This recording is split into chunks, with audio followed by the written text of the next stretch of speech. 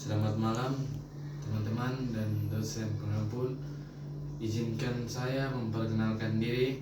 Perkenalkan, nama saya Aldi dengan NRP 5301250007 dengan prodi Manajemen Pelabuhan MP1A. Dengan kesempatan kali ini saya akan menjelaskan tentang materi macam-macam topologi, kekurangan, kelebihan, dan kapan digunakannya. Simak video selanjutnya tentang pertama, yaitu topologi bintang atau bisa disebut juga star. Kelebihannya ada 3, yaitu mudah mendeteksi, fleksibel, dan performa stabil. Ada juga kekurangannya, yaitu ketergantungan pusat, biaya yang instalasinya tinggi.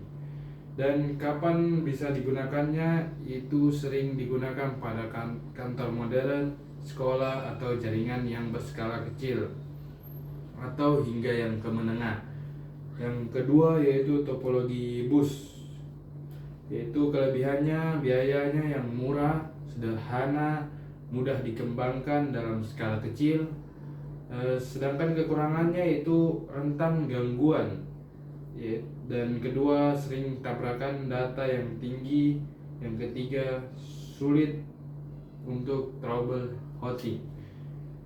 Dan kapan digunakannya? Cocok untuk jaringan kecil sementara atau laboratorium dengan jumlah perangkat yang singkat terbatas, di mana biaya adalah pertimbangan utamanya. Yang ketiga yaitu topologi cincin. Kelebihannya itu yaitu biaya relatif murah, performa stabil, dan tidak tergantung pusat. Sedangkan kekurangannya yaitu pada saat satu titik gangguan, seluruh jaringan bakalan terganggu. Yang kedua, tidak fleksibel atau tidak optimal. Sedangkan kapan digunakannya? Itu saat di jaringan serat optik dan sistem yang memerlukan waktu akses yang optimal atau cepat. Yang keempat yaitu topologi jaringan atau mesh. Kelebihannya yaitu paling andal atau banyak cadangannya, keamanan data tinggi, dan tidak ada tabrakan data. Sedangkan kekurangannya sangat boros kabel, biaya yang mahal, membutuhkan banyak kabel, dan instalasi rumit. Sedangkan kapan digunakannya? Pada jaringan yang sangat penting dan membutuhkan keandalan absolut seperti jaringan tulang panggung atau backbone di bank. Yang kelima, topologi pohon atau tree. Kelebihannya itu skalabel, mudah diperluas, dapat menambah cabang baru. Kedua, manajemennya terstruktur. Sedangkan kekurangannya yaitu membutuhkan banyak kabel dan ketergantungan pusat. Dan kapan digunakannya? Untuk jaringan ini perusahaan besar dengan banyak departemen atau cabang-cabang yang membutuhkan hierarki yang jelas dan terpusat. Yang keenam, topologi cell atau seluler. Kelebihannya yaitu mobilitas tinggi, perangkat dapat berpindah tanpa ada gangguan, dan cakupannya luas. Sedangkan kekurangannya, kompleksitas atau perencanaan membutuhkan perhitungan.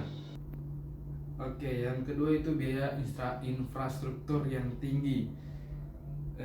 Kapan digunakannya? Digunakan oleh jaringan yang 4G dan 5G dan jaringan nirkabel yang berskala besar. Yang ketujuh, topologi logis atau token ring.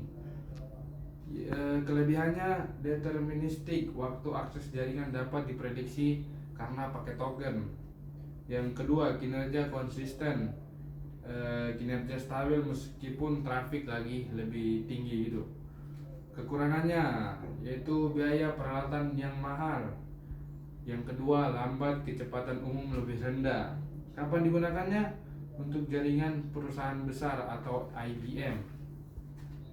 Yang 8 yaitu topologi point to point atau titik ke titik.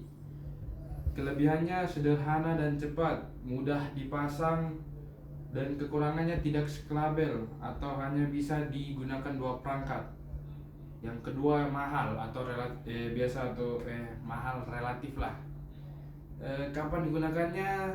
Digunakan untuk menghubungkan dua router yang jaraknya jauh, menghubungkan server ke penyimpanan atau SAN. Ke-9 topologi point multi point.